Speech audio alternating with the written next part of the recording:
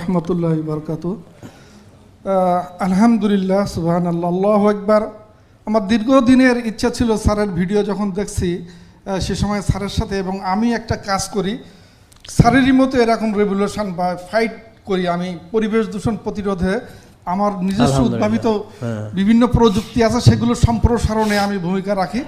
তা পাবলিককে বোঝানো যে কত দায়, কত কষ্ট, এবং নিজের উদ্ভাবিত জিনিসকে বোঝাতে গেলে যে কতটা কষ্ট হয় সেটা স্যারের ভিডিও দেখে বুঝি, এবং আজকের প্র্যাকটিক্যাল ক্লাসেও বুঝলাম যে আসলে কষ্টগুলো কোথায়।